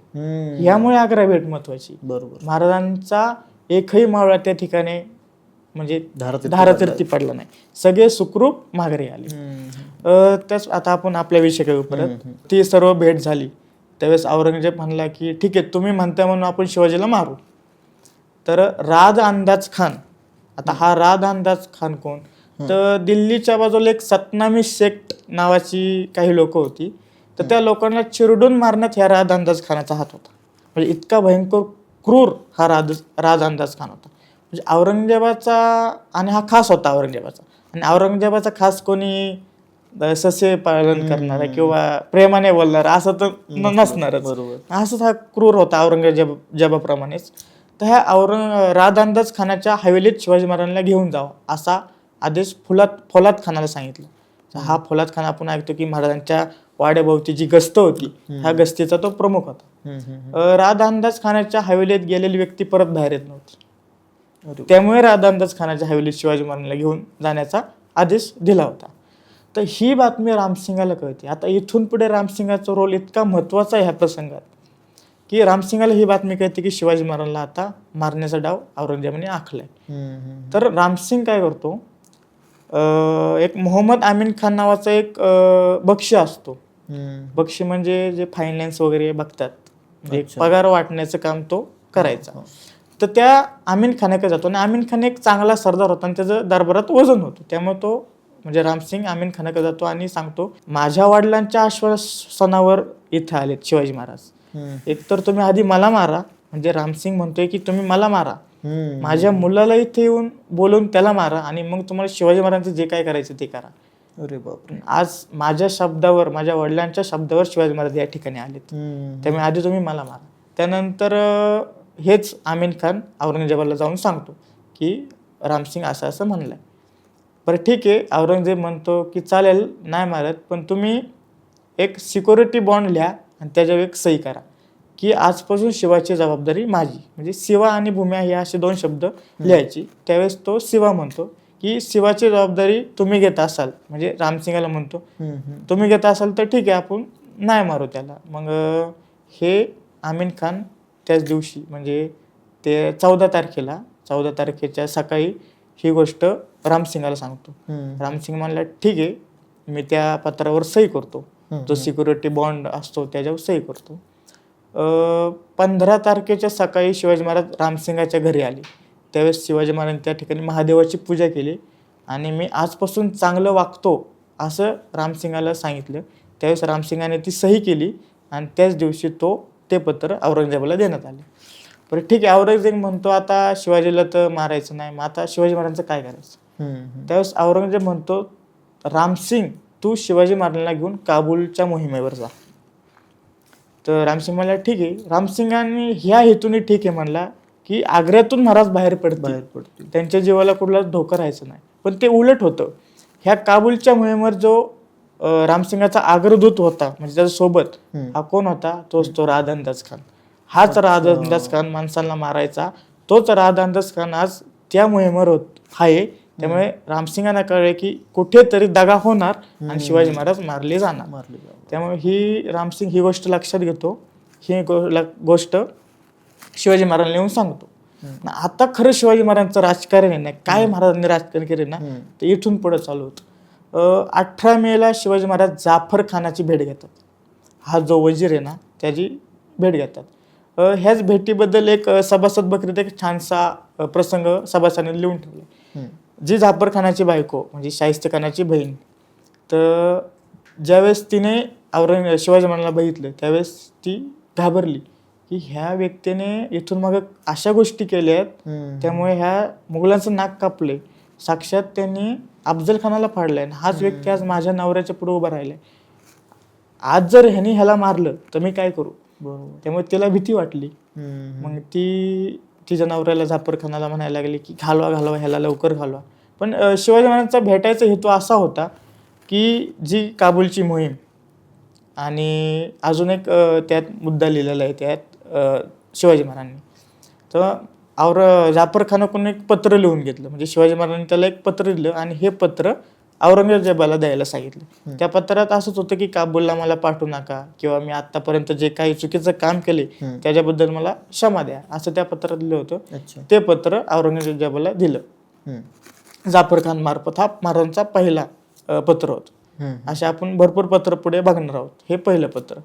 तर ते पत्र बादशाला गेले. बादशाह म्हणला ठीक आहे. जाफर खानाला नक्कीच शिवाजी महाराजांनी पैसे दिले असणार, कारण की ह्या मोगलांची काम आहेत ना पैशाशिवाय होतच नाही. म्हणजे एक साधा व्यक्तीला जरी भेटायचं असेल ना तरी पैसे द्यायला लागत होते. त्यामुळे महाराजांना बऱ्याच असे पैसे व्यक्तींना द्यायला लागले. त्यानंतर महाराजांनी एक असा नंतर पैसे घेतले, ते मी पुढे सांगतोच तो प्रसंग. महाराजांनी ह्याला नक्कीच पैसे, ह्याच्यावरून महाराजांच्या चारित्र्यावर संशय घेऊ नाही शकत आपण. महाराजांनी त्या ठिकाणी जे काय केले ना ते सगळं कृष्णनीती केलेली. साम दाम दंड भेद जे काय असेल ते महाराजांनी वापरले, सगळं वापरले. जीवाची परिकष्टा केली, आपल्या डोक्याची परिकष्टा केली महाराजांनी, तिथून सुखरूप सुटून. त्यामुळे आपण ह्या गोष्टीमुळे महाराजांच्या चारित्र्यावर संशय घेऊ शकत नाही. महाराजांनी श्रीकृष्ण महाभारताच्या गोष्टी लहानपणी ऐकलेल्याच आहे, त्यामुळे त्यांनी त्याला नक्कीच पैसे दिले असणार. 25 मे हा दिवस उजडतो. तर त्यानंतर महाराजांचं दुसरं पत्र हे मोहम्मद अमीन खानाकडून औरंगजेबाला जातं. आता ह्या पत्रात महाराज म्हणतात की मी 2 कोटी रुपये तुम्हाला देतो, पण माझे सर्व किल्ले मला द्या आणि मला परत माझ्या मायदेशी जाऊ दे, मला परत महाराष्ट्रात जाऊ दे. हे पत्र मोहम्मद अमीन खान औरंगजेबाला देतो. तो म्हणतो की शिवाजी येडा झालाय, शिवा हा येडा झालाय, त्याला आम्ही कसं काय जाऊन देऊ शकतो, त्यामुळे त्याला कुठल्याही व्यक्तीला भेटू देऊ नका आता. आणि जेधे करेनानुसार, जेधे शाकावलीनुसार ह्याच दिवशी महाराजांना चौक्या बसल्या. म्हणजे पहारा, म्हणजे फॉर्मल कैद महाराजांना त्या ठिकाणी त्या दिवशी झाली 25 मेला. अच्छा, म्हणजे कैद झाली होती. ही कैद कशी होती नक्की? ही कैद अशी होती की महाराजांचा जो डेरा, प्रसंग मी ऐकलं होतं की नजर कैद झाली होती. हो बरोबर, नजर कैद. म्हणजे महाराजांचा डेरा, महाराजांच्या सैन्याचा किंवा प्रमुख जे सरदारांचा त्याच्या आजूबाजूला डेरा, बरोबर. आणि जो काही मुघलांची जे सैनिक होते, जो फौलाद खान आपण ऐकतो, त्याच्या बाहेर ह्या फौलाद खानाचा पहारा होता. त्याच्यानंतर 31 मेचा दिवस आला. आता ह्या 31 मेला महाराजांनी काय केलं, जो फौलाद खान होता महाराजांना जो नजर कैद करणारा प्रमुख, तर त्या फौलाद खानामार्फत एक पत्र महाराजांनी औरंगजेबाला पाठवलं. तर ह्या पत्रात असं लिहिलं होतं महाराजांनी की आत्तापर्यंत सर्व गुन्हे केले त्याचे मी क्षमा मागतो. आणि खोटे महाराजांना पत्राद्वारे क्षमा मागायला काहीच हरकत नव्हती ना. महाराज म्हणले की मी क्षमा मागतो, आत्तापर्यंत जे काही गोष्टी माझ्याकडून घडल्यात त्याच्याबद्दल मी क्षमा मागतो. आणि क्षमा मागणं म्हणजे एक राजकारण, बरोबर, राजकारण म्हणजे हे इथून पुढे तर सगळं राजकारणाचे, महाराजांनी हे सगळं राजकारणाच्या हेतूनच सगळं केलं होतं. महाराज म्हणले की मला आणि माझ्या सैन्याला येथून सोडून जाऊ द्या. 301 लोक महाराजांसोबत होती, म्हणजे एक्झॅक्ट आकडा नाही कळत, पण एक आपण 300-350 धरून चालू. काय 500 सांगतात, काय 300-350 सांगतात, आपण 350-300 धरून चालू. त्यानंतर 31 मेचा प्रसंग झाला. त्याच 31 मेच्या पत्रात म्हणजे औरंगजेबाने असं लिहिलं होते की गाझी बेग गुर्जरदार म्हणजे गादीवाला ह्यांना विचारा की शिवाजीने इमाम वर्दी खानाकडून किती हत्ती विकत घेतली. तर त्यावेळेस त्यात किती हत्ती विकत घेतली ह्याची संख्या नाही, पण ते टोटल हत्ती 15,000ची होती. आता हे हत्ती का विकत घेतले ते आपण पुढे बघूच. आणि आधीच महाराजांकडे 8 हत्ती होती. ज्यावेळेस महाराज शाही लवाजमेसोबत आले त्यावेळेस महाराजांकडे 8 हत्ती होते, आणि ते 8 हत्ती रामसिंगाने आपल्या छावणीच्या कडेला बांधून ठेवली होती. त्यानंतर हा प्रसंग झाला. आता जे मी काय सांगणार आहे ना ते खूप महत्त्वाचा प्रसंग आहे. जी व्यक्ती 20 दिवसांपूर्वी, म्हणजे आता आपण 5 जूनकडे येऊ, जी व्यक्ती 20 दिवसांपूर्वी म्हणत होती की शिवाजीला मारा, तीच व्यक्ती 20 दिवसानंतर म्हणते की शिवाजीला मारू नका. आता ही व्यक्ती कोण आहे मी तुम्हाला सांगतो. 7 जूनचं पत्र आहे परकलदासाचं, त्यात 5 जूनचा प्रसंग लिहिलेला आहे. तर त्याच्यात असं लिहिलेलं आहे की औरंगजेबाची म्हणजे औरंगजेबाचं जे काही पहिलं पत्र होतं ते पहिलं पत्र शिवाजी महाराजांना आलं. तर त्या पत्रात असं लिहिलं होतं की तू तुझे उरलेले किल्ले मला देऊन टाक, म्हणजे जे 12 किल्ले आपण म्हणू शकतो ते मला देऊन टाक, तुला मी तुझी मनसब परत करतो, तुला वाटलंस तर अजून मनसब वाढवून देतो, तुला मनसब परत करतो, तू तुझ्या नातेवाईकांना इथे बोलव आणि तू माझे सर्व किल्ले परत दे. ह्याच्यावर महाराज म्हणतात की माझं किल्ल्यांवर नियंत्रण नाही आहे, त्यामुळे मी तुम्हाला किल्ले काही देऊ शकत नाही. ह्याच्यावर औरंगजेब दाखवतो की मला खूप राग आलाय आणि फौलाद खानाला सांगतो की जा आत्ताच्या आत्ता शिवाजी महाराजांना मारून टाका. फौलाद खान जातोय तोपर्यंत मागून एक आवाज आला, थांब, शिवाजीला मारू नको. आता ही व्यक्ती कोण? हीच व्यक्ती 20 दिवसापूर्वी म्हणत होती की शिवाजी महाराजांना मार. ही व्यक्ती म्हणजे खुद्द औरंगजेबाची बहीण जहारा बेगम. म्हणजे ज्याचप्रमाणे महाराजांनी जाफर खानाला फोडला, ज्याचप्रमाणे महाराजांनी मोहम्मद अमीन खानाला फोडला, त्याचप्रमाणे ह्या जहारा बेगमला पण फोडलं असावं. इतिहासात ह्या गोष्टीचे डिटेल नाही. ही व्यक्ती 20 दिवसापूर्वी म्हणते मार, पण 20 दिवसापूर्वी काय म्हणते, म्हणजे ह्याच्यावरून एक आपण अंदाज लावू शकतो की महाराजांनी कदाचित हिची पण भेट घेतली असेल, हिला पण काय ना काहीतरी दिलं असेल, त्यामुळे ते ही आज महाराजांच्या बाजूने बोलते ना. आणि तिचं काय औरंगजेबाबरोबर प्रेम वगैरे काय नव्हतं. ज्यावेळेस औरंगजेब आणि त्याच्या भावामध्ये गादीचा वाद चालला होता, त्यावेळेस औरंगजेबाच्या मोठ्या भावाच्या बाजूने होते, दारा शुकोच्या बाजूने ही होती. त्यामुळे हिचं काय बहिणीवर भावावर प्रेम वगैरे काही नव्हतं. ते सुरतेच्या ह्याच्यासाठी तिने त्यावेळेस ती भेट घेतली होती. त्यामुळे हे म्हणते की शिवाजीला मारू नको. आज जर तू शिवाजी महाराजांना मारलं तर मिर्झा राजाच्या आश्वासनावर शिवाजी महाराज इथं आले, तर तू त्याला मारलं तर तुझ्या राज्याची कोणीही किंमत ठेवणार. आज जर त्याला शिवाजी महाराजांना मारलं तर तुझ्यावर कोण विश्वास ठेवणार नाही की ही व्यक्ती चुकीची आहे, ही व्यक्ती बोलेल त्याप्रमाणे करत नाही. त्याचप्रमाणे जहारा बेगमनी सांगितलं. म्हणजे बघा ना, महाराजांनी जवळपास एक 3.5 ते 4 महिनेच आग्र्यात राहिलेत. महाराजांकडे जास्त वेळ नाहीये. ह्या वेळेत महाराजांनी प्रत्येक महत्वाचा माणूस फोडलाय. हे खरं महाराजांचं राजकारण. आज आपण महाराजांना राजकारणात मुत्सद्देगिरी होते का म्हणू शकतो, तर ह्या प्रसंगावरून. आज त्या ठिकाणी जाऊन त्यांची लोक फोडणं हे सोपी गोष्ट नाही, ही चेष्टेची गोष्ट नाही. आणि ते पण वज्रासारखा माणसाला फोडतोय. खुद्द बादशाची बहीण आहे. आमीन खान तर साधा राहिला, पण वजीरान बादशाची बहीण ह्या लोक जर फोडत असतील, जवळची होती ना, जवळची, जर महाराज 6 महिने किंवा वर्ष जर राहिले असते ना, मी तर म्हणतो सगळी फोडून औरंगजेबाला मारून महाराज गादीवर बसले असते, अशी परिस्थिती निर्माण झाली असते. पण महाराजांना ते कमी होते. आणि महाराजांच्या सुटकेसाठी जो काही प्रयत्न करावा लागत होते त्यावेळेस महाराज करत होते. कुठल्याही गोष्टीचा विचार, पण सगळे प्रयत्न हे विचारांनी करत होते. जे कुठलाही विचार हे गडबडीत महाराज घेत नव्हते. महाराजांचं आयुष्यात हेच महाराजांचं महत्वाचं आहे की महाराज प्रत्येक गोष्टीचा विचार करायचे आणि त्याच्यानंतर त्या विचार केलेल्या गोष्टीवर महाराज विचार घ्यायचे. 9 जूनचं एक पत्र आहे, फौलाद खानाच्या मार्फतच गेलेलं. म्हणजे हे 3रं पत्र आहे फौलाद खानाकडून गेलेलं. 2रं तर त्यात म्हणतो की फौलाद खान म्हणतो की शिवाजी महाराज विनंती करतोय की मला सोडा, या ठिकाणी जाऊन द्या.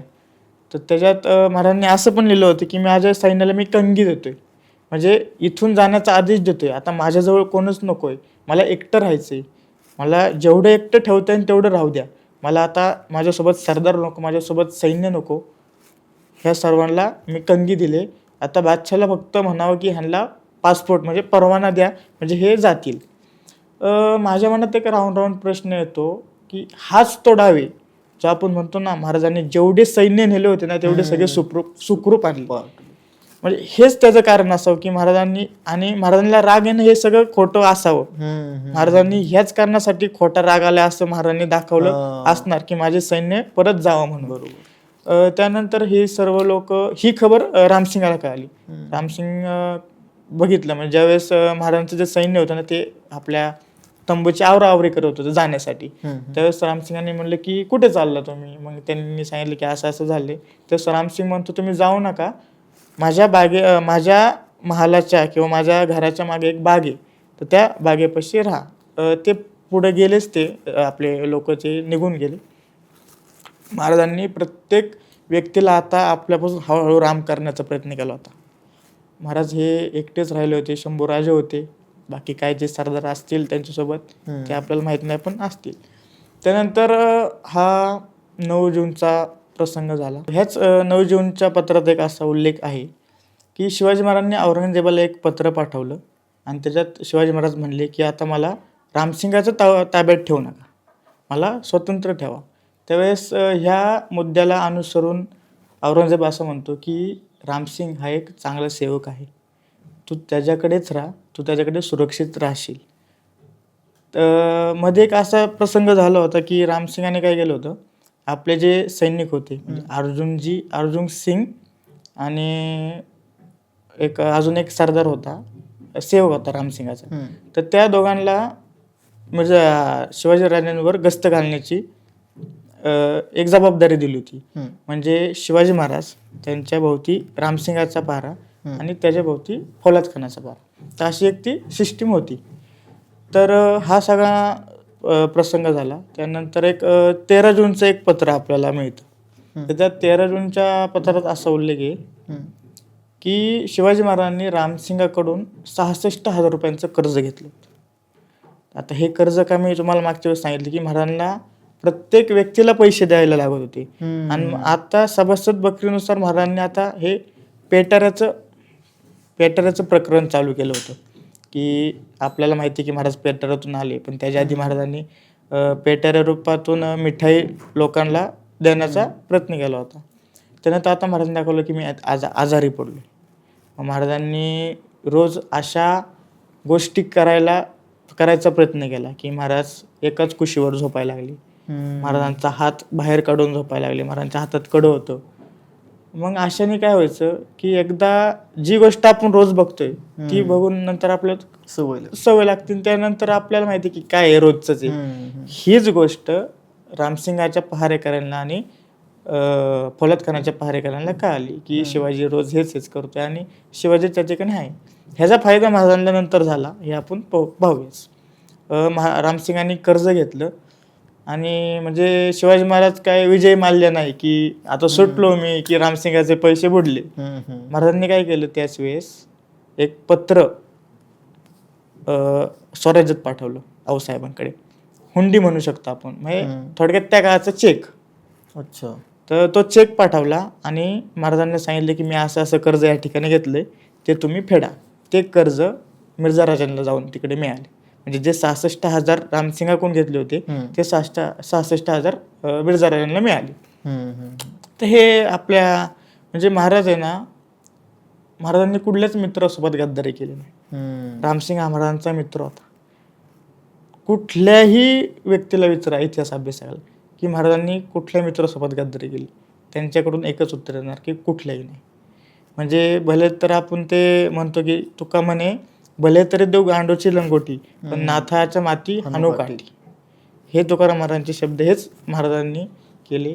औरंगजेब आहे ना त्याच पद्धतीने मी वागणार, पण रामसिंग माझ्यासोबत ज्या पद्धतीने वागते त्याच पद्धतीने मी रामसिंग सोबत वागणार. महाराजांनी रामसिंगासोबत एक मैत्री झाली होती आणि रामसिंग हा एक भोळा होता, हुशार होता रामसिंग, पण एक जबाबदारी असल्यामुळे तो पण महाराजांच्या बाजूने होता. आता हा सर्व प्रसंग झाला. त्यानंतर महाराजांनी आता दाखवलं की मी आजारी पडलोय, मला ह्या कुठल्याच गोष्टीचा आता इंटरेस्ट राहिला नाही. एक व्यक्ती त्यांनी बाजूला सारायचा प्रयत्न केला. आजारी पडल्याचं महाराजांनी आता नाटक चालू केलं.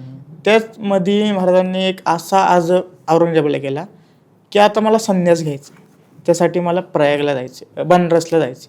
त्या ठिकाणी जाऊन मी एक साधू, एक भिक्षाकरी होतो आणि तिथंच माझं जे संपूर्ण जे पुढचं काय आयुष्य राहिले ते ईश्वर चिंतनात घालवतो. तर त्याच्यावर औरंगजेबाने एक घुसमट उत्तर दिलं, ठीक आहे व्हायचंय का त्याला साधू, होऊ द्या. तिकडे जवळच एक प्रयागचा किल्ला आहे, तो किल्ला आहे ना राजकीय कायद्यांसाठी होता आणि त्या किल्ल्याचा किल्लेदार होता बहादूर खान, जो आपल्या पुढे नंतर प्रसंग आपण जो महाराजांनी त्याला पेंडीचे गुरु आणि ज्याच्या नावावरून आपली जी पेडगावची म्हण पडली, हाच तो बहादूर खान त्या ठिकाणचा किल्लेदार होता आणि तो किल्ला राजकीय कायद्यांसाठी होता. महाराजांना काय आलं, त्या ठिकाणी जरी गेलो तरी आपल्याला अडकावं लागणार आहे, कारण की तो किल्लाच कैदखाना होता राजकीय कायदा. मग महाराजांनी हा पण मुद्दा मनावर घेतला नाही की सोडून दिला हा पण विषय. त्याच्यानंतर मग आता महाराजांनी आग्रा सुटकेची तयारी केली होती, मी सांगितलं त्या पद्धतीने महाराज रोज अशा गोष्टी करत होते. महाराजांनी पेटाऱ्याचं तेच प्रकरण पुढे चालू ठेवलं. त्याच्यानंतर 23 जुलैचं एक पत्र आहे. अच्छा. महाराजांनी म्हणजे महाराज अशा भव्यतेने गेले होते की महाराजांनी आपला कवी पण आपल्यासोबत नेला होता. त्या कवीचं नाव होतं कवी परमानंद. ह्याच परमानंदनी शिवभारत ग्रंथ नेला आणि त्या शिवभारताला आपल्या इतिहासात एक उच्च स्थान आहे. कारण की शिवाजी महाराज हयात असताना आणि शिवाजी महाराजांच्या सांगण्यावरून तो ग्रंथ लिहिलेला आहे. त्याला आपण आज शिवभारत म्हणतो. गोविंद परमानंद नेवासकर हे त्यांचं नाव होतं. तर महाराज त्यांना पण घेऊन गेले होते सोबत. महाराजांनी काय केलं, त्यांना एक हत्ती, एक नर हत्ती, एक मादी हत्ती आणि एक घोडा आणि नंतरच्या काळात अजून एक हत्ती देतो असं वचन केलं आणि त्यांनाही त्या ठिकाणी बाहेर काढलं. मग आता महाराजांनी सुटकेची वेळ आली महाराजांची, जे आपण म्हणतो की 17 ऑगस्टला महाराजांची जी सुटका झाली आग्र्यातून. कशी झाली आता ते आपण पुढे बोलूच. बिचाऱ्यांना भरपूर वेळा पकडलं होतं म्हणजे कवी परमानंद, पण ते पण सुखरूप सुटले, ते पण आले परत. त्याच्यानंतर आता महाराजांनी सुटकेची तयारी केली. 17 ऑगस्ट हा दिवस उजाडला. ह्याच दिवशी आपले महाराज पेटेऱ्यात बसून आले. आता मी तुम्हाला एक प्रश्न विचारतो. समजा तुम्ही औरंगजेब आहे आणि मी शिवाजी महाराज आहे. आज मी तुमच्या ठिकाणावरून सुटून आलोय, हे माझ्यापेक्षा तुमच्यापेक्षा कुणाला माहिती असेल चांगलं? मलाच, कारण की मी त्या ठिकाणी पळून आलोय. मग हीच गोष्ट महाराजांना माहिती होती, त्यामुळे आपल्या डॉक्युमेंटमध्ये हेच लिहून ठेवलं की महाराज पेटेऱ्यात बसून आले. आणि त्यांच्या एक 2-3 डॉक्युमेंटमध्ये असं उल्लेख की महाराज वेषांतर करून गेले. पण हे चुकीचं आहे, कारण की त्यांनी हे एक अंदाज लावला होता की कशा प्रकारे महाराज सुटून गेले असतील, तर वेषांतर. आणि राजस्थान रेकॉर्डमध्ये पण आपल्याला तोच उल्लेख वाचा मिळतो की पेटेऱ्यात बसून महाराज गेले. 17 ऑगस्टला महाराज गेले. 17 ऑगस्टच्या दिवशी कुणालाच कळलं नाही, महाराज गेले. एक गोष्ट सांगितली जाते महाराजांच्या ज्यावेळेस तिथून निघतात, जो आपल्याला हिरोजी फर्जन आपल्याला सर्वांना माहिती आहे की तो महाराजांच्या सोबत होता आणि ते महाराजांच्या जागी झोपला होता. मग त्यांनी तेच केलं की आपलं हातातलं जे कडं ते महाराजांसारखं बाहेर काढलं, एका कुशीवर झोपायला लागला. आणि नंतर मग काय झालं, आपण बऱ्याच ठिकाणी मदारी मेहतर नाव ऐकतो. बऱ्याच कार्यक्रमात कादंबरीकारांनी तर त्याला इतकं ते प्रकरण किंवा ते व्यक्ती इतकी लिहून ठेवली की आपल्याला ती एक खरी व्यक्ती वाटते, पण त्या व्यक्तीचा कुठेच पुरावा नाही. ती व्यक्तीच काल्पनिक आहे मुळात, म्हणजे मदारी मेहतर. अच्छा. मुस्लिम तो व्यक्ती कॅरेक्टर दाखवलेलं आहे. आता ह्या मदारी मेहतर बद्दल मी एक थोडं सांगतो. एक 1900 मला वाटतं 17च्या पिरियडमध्ये साताऱ्याला एक कागद मिळाला होता. तर त्या कागदात पहिल्यांदा ह्या मदारी मेहतरचं नाव येते. तो कागद खोटा आहे, कारण की तो कागद का खोटा आहे ते आता मी सांगतो. त्यात असा उल्लेख लिहिलेला आहे की औरंगजेब म्हणजे दिल्लीचा बादशाह आणि मिर्झा राजे जयसिंग, आणि मिर्झा राजे जयसिंगासोबत त्यांनी मिर्झा राजांच्या पंतूला दाखवले. त्या पंतूचा जन्म 1670 मध्ये झालाय आणि त्याच 1670 मधल्या झालेल्या पंतूला 1665 मध्ये आणले. आणि आपल्या सर्वांना माहिती की मिर्झा राजे या ठिकाणी का आले होते. शिवाजी महाराजांचा बिमोड, शिवाजी महाराजांना हरवायचं होतं. पुरंदरचा तह केला आणि त्यांनी शिवाजी महाराजांची एक बाजू कमकुवत केली. त्या पत्रात असं लिहिलं आहे की तू आमचा सरदार हो, हे सांगण्यासाठी मिर्झा राजे 40,000 सैन्य इथे घेऊन आले. हेच जर सांगायचं होतं तर पत्राद्वारे पण सांगता आलं असतं की तू आमचा हे हो. त्यामुळे असा ही एक बाजू आहे. त्यानंतर त्यावेळेस त्यांनी शहाजीराजांना जिवंत दाखवलेलं आहे. म्हणजे शहाजीराजे 1662-63 साली वारतात, पण त्यांनी 1665-66ला पण शहाजीराजांना जिवंत दाखवलेलं.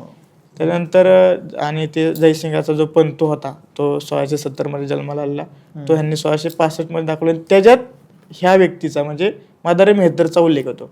त्यामुळे ते कॅरेक्टर खोटं आहे.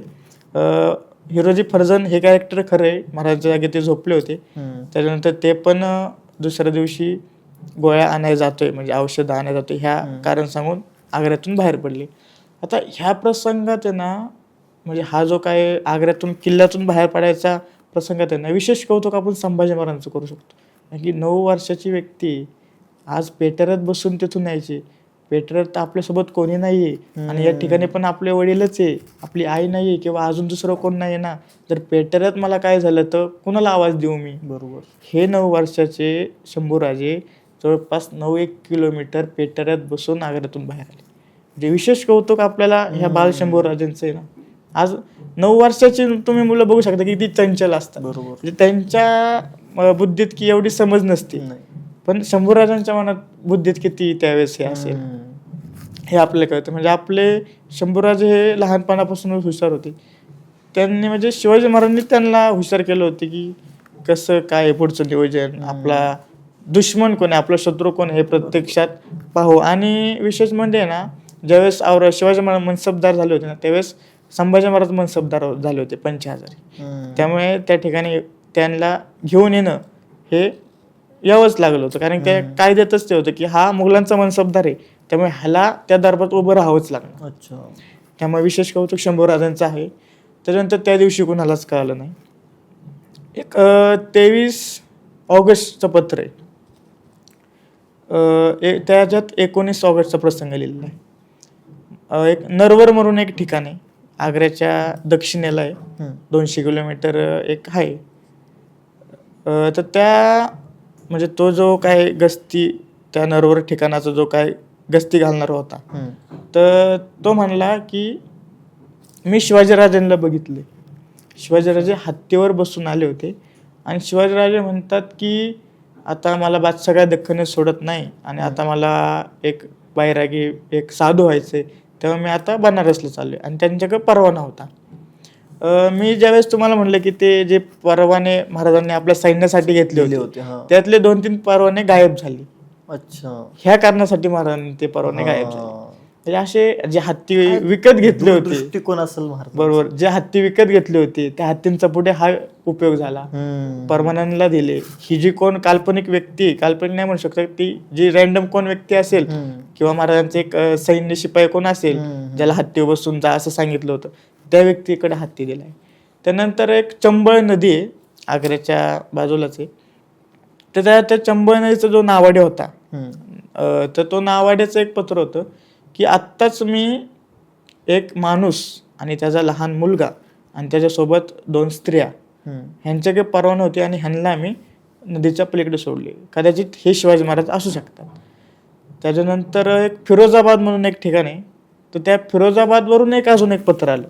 ते फिरोजाबादचा कोण ठाणेदार असेल, तर संध्याकाळच्या नमाजच्या वेळेला तो फिरोजाबादचा शिपाई म्हणतोय, तो ठाणेदार, की संध्याकाळच्या नमाजच्या वेळेला मी एक माणूस जो हत्तीवर बसला होता त्याला पाहिलं आणि तो म्हणला की मी शिवाजी आहे, माझ्याकडे परवाना आहे, मी त्या ठिकाणी चाललोय माझ्या घरी.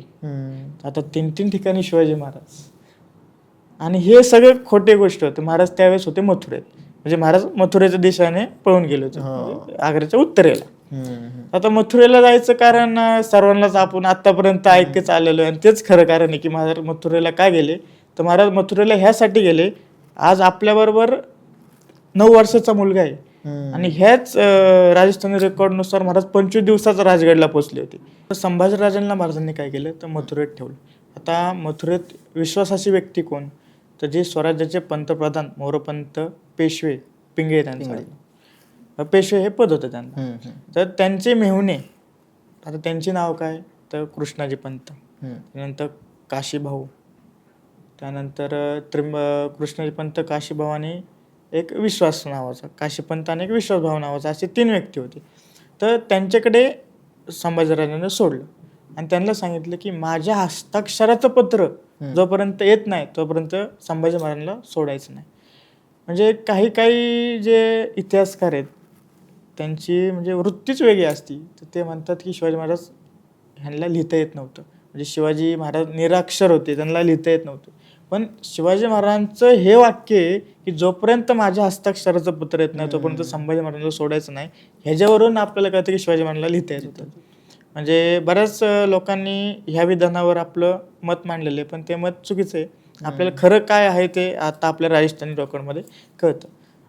महाराजांना म्हणजे संभाजीराजांना सोडलं. आता महाराज मथुरेवरून राजगडावर कसे आले हे आज तागत कोणालाच कळलं. जे प्रत्येक कादंबरीकाराने आपलं मत, आपलं जो कल्पनाविलास ह्याच्यावर मथुरेपासून तर राजगडाचा प्रवास मांडलेला आहे, पण त्या गोष्टीला कुठेच डॉक्युमेंट नाही, म्हणजे कुठल्याच गोष्टीचा आधार नाही. इतिहासात त्या प्रवासाबद्दल काही एक काडी मात्र शब्द लिहून ठेवला नाही की महाराज मथुरेवरून राजगडला कसे आले. म्हणजे ही आग्रा भेट आपल्याला बाकीच्या कुठल्याच साधनात ऐकायला मिळेल. जी आग्रा भेट आज तुम्ही ऐकली, बरोबर, आज ही आग्रा भेट उद्या आपले जे प्रेक्षक आहेत ते ऐकतील, आपले व्ह्युअर्स ऐकतील. सभासद बखरीत आग्रा भेट लिहिली, पण त्या सभासदांनी जवळपास 1-1.5 पानातच ती आग्रा भेट उरकलेली. सभासद हाही महाराजांचा समकालीन होता.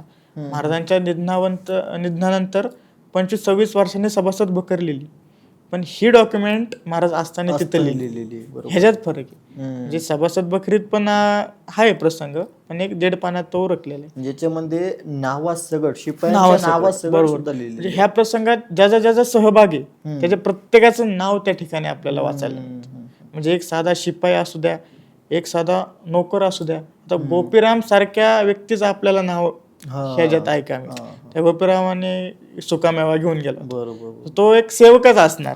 सुकामेवा घेऊन गेला होता म्हणलं तो, ह्या जर सेवकाचं नाव येत होतं, म्हणजे आपण ह्या डॉक्युमेंटवर किती विश्वास ठेवायला पाहिजे. आणि हे राजस्थानी लोकांनी लिहून ठेवलेले. आणि मध्ये एक असा प्रसंग झाला होता, मी सांगायचं विसरलो, की जे तेजसिंग, त्याच्यानंतर रणसिंग असे आणि बल्लूशाह असे एक 3-4 व्यक्ती बसले होते, आणि एक त्यांच्यात महासिंग शेखावत म्हणून होता.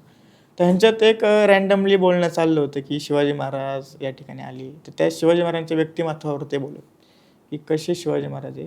तर ते म्हणले की शिवाजी महाराज, जर शिवाजी महाराजांनी एखादा शब्द बोलला किंवा एखादी वाक्य बोललं, त्याच्यानंतर त्याच्यावर कुठलाच व्यक्ती काही बोलू शकत नाही.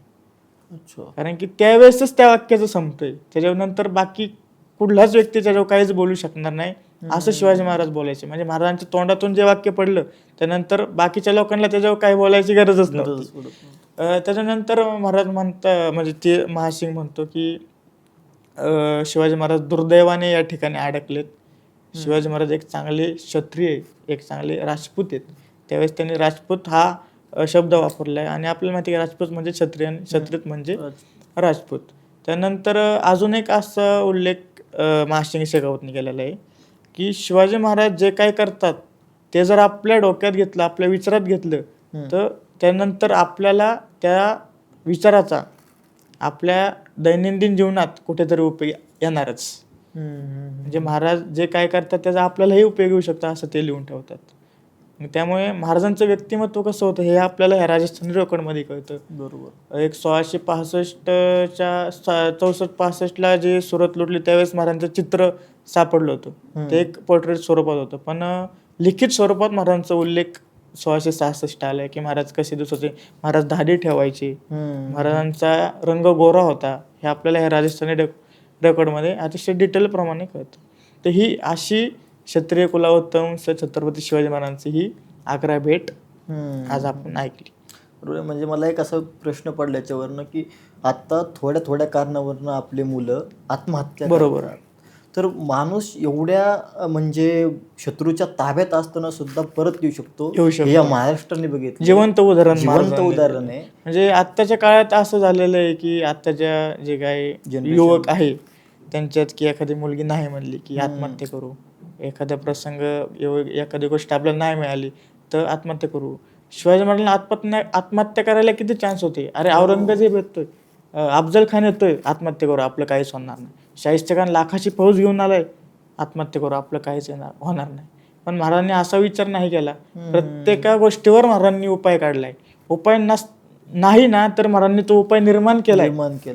हे महाराजांनी आपल्यासाठी केले, आणि ह्याचाच पुढे आपण उपयोग करावा अशी विनंती. पण ह्या युगात तर ते दिसत नाही. म्हणजे तसं बघायला गेलं तर ही जनरेशन त्याप्रमाणे एक 50-60% महाराजांकडे ओढल्या जाते. हे महत्वाचं. बरोबर. 50-60% का होईना पण ओढल्या जाते. बरेच आपले मुलं आहेत जे अगोदर पार्टी हॉटेलमध्ये करायचे, ते आता वाढदिवसाच्या दिवशी गडकिल्ले सापडतायत, संवर्धन करतायत. बरेच असे मुलं माझ्या पण ओळखीचे आहेत. पुस्तक जर लिहिलं असेल कोणी एखादे तर ते पुस्तक वाढदिवसानिमित्त गिफ्ट हे आता आपले करतात. बरोबर. पुस्तकाबद्दल सांगायचं झालंच तर एक आत्ताही आमचं पुस्तकावर काम चालू आहे. अच्छा. संभाजी महाराजांच्या शेवटच्या 40 दिवसावर आधारित आहे. ओके. त्याचं आपण कव्हर पेज आउट केलेलं आहे. तर संगमेश्वर ते वढूतोळापूर एक दगदगता अध्याय असं आपल्या पुस्तकाचं नाव आहे. आणि प्रामुख्याने आपण जे काही 40 दिवसात जे महाराजांसोबत जे काय घडलंय संभाजी महाराजांसोबत त्याचा आपण उल्लेख करतोय. आणि मी आणि माझे एक इतिहास अभ्यासक मित्र रोहित पाटील कोल्हापूरचे आहेत. तर अतिशय अभ्यासू व्यक्तिमत्व आहे ते पण. अच्छा अच्छा. फिरतात, गड किल्ले पाहतात, संशोधन करतात. आत्ताच मध्ये त्यांना एक पन्हाळगडावर एक चिन्ह हे गावलं होतं, एक वस्तू गावली होती. ते घोड्याचा लगाम काटा होता. तो लगाम काटा आहे, जर आपल्याला फोटो मिळाला तर तो मी देऊ शकतो. नक्कीच. तर असेच काही काही गोष्टीतून ते संशोधन करतात. त्यांची नामची ओळख झाली, त्यांचे मुद्दे विचार मला पटले आणि मग आम्ही ह्या पुस्तकावर काम चालू अच्छा, केलं. कधीपर्यंत येणार आहे आपलं पुस्तक ते? एक ह्या वर्षाचे एक डिसेंबर एंडिंग पर्यंत, म्हणजे ह्या एंडिंग पर्यंत येऊ शकतं पुस्तक. मला असं वाटतंय, सांगायला थोडा आनंद वाटतोय की जर एक एक प्रसंग, आग्र्यातील एक प्रसंग एवढ्या डिटेलमध्ये सांगू शकतात, तर त्या पुस्तकामध्ये शेवटचे 40 दिवस किती डिटेलमध्ये लिहिले असतील, बरोबर, याच्यावरनं हा आपला अंदाज सहज लावता येतो. खूप डिटेलिंग, त्याच्यात पण खूप डिटेलिंग आहे. महाराजांसोबत नक्की गद्दारी कशा प्रकारे झाली किंवा कोणी केली. आता आपण बरेच पुरावे गावतात महाराजांच्या गद्दारीबद्दल, की कोणी फितुरी केली नक्की, पण ठोस पुरावा नाहीये त्या मानाने बघायला. अजून प्रत्येक इतिहास अभ्यासकाला हीच विनंती आहे की अजून अभ्यास करावा, जो काय डॉक्युमेंट कुठं असेल तो शोधावा, घावन पुढच्या काळात की नक्की काय झालं होतं. आता आपण काय सांगू शकत नाही. आपल्याला 3-4 व्यक्तींची नावं त्या प्रसंगामध्ये आढळतात, पण आपण रोखठोकपणे त्याच व्यक्तीकडे बोट नाही ना दाखवू शकत, नाही मांडू शकत. असा तो प्रसंग आहे. लवकरच ते पुस्तक येईल, अतिशय जोरदारपणे त्याच्यावर काम चालू आहे. नक्कीच. प्रत्येक जण त्या पुस्तकात मदत करते. नक्कीच आम्हालाही ते पुस्तक द्या. आणि तुम्ही या ठिकाणी आलेत, खरंच खूप खूप छान झाला पॉडकास्ट. नक्कीच आपल्या प्रेक्षकांनाही खूप छान आवडेल. तुम्ही आला, तुमची पुनश्च एकदा खूप खूप धन्यवाद.